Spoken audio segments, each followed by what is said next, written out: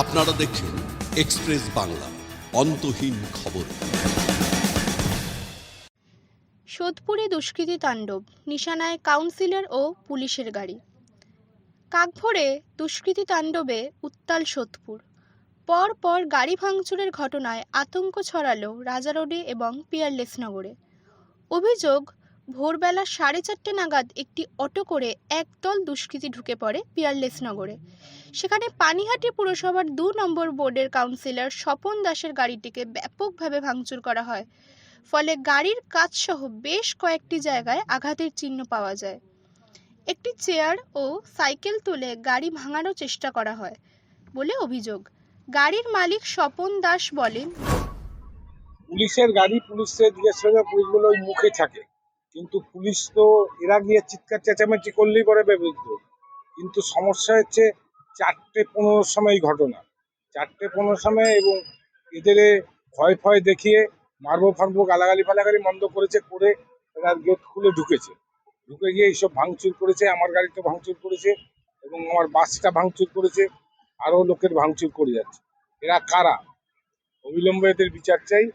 এরা আমি বলছে, কেউ কারো বক্তব্য রাখছে না, কোনো কথা বলছে না।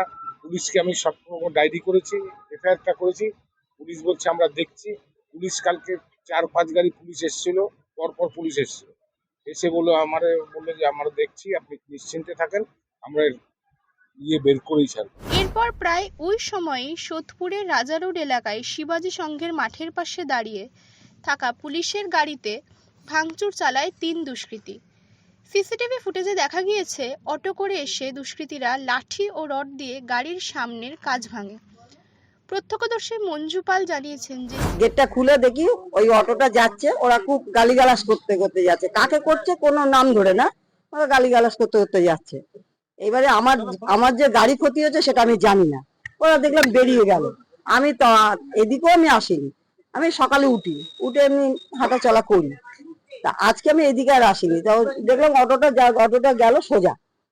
3 জন ছিল, একজন ড্রাইভার আর 2 জন ভেতরে, এই অবধি আমি জানি। পরপর গাড়ি ভাঙচুরের ঘটনা ঘটার ফলে বিশেষ করে পুলিশের গাড়ি ভাঙচুরের ঘটনায় নড়েচড়ে বসে প্রশাসন। সিসিটিভি ক্যামেরার ফুটেজ সংগ্রহ করে দুষ্কৃতী দলের তল্লাশি শুরু করেছে খড়দা থানার পুলিশ। এছাড়াও পানিহাটিতে একটি গ্যারেজে রাখা লাক্সারি বাসেও ভাঙচুরের অভিযোগ ওঠে। পরে জানা যায় সেটি কাউন্সিলর স্বপন দাসের ভাইয়ের বাস।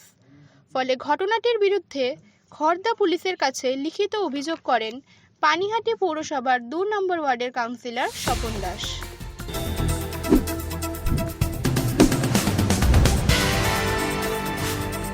আপনারা দেখছেন এক্সপ্রেস বাংলা, অন্তহীন খবর।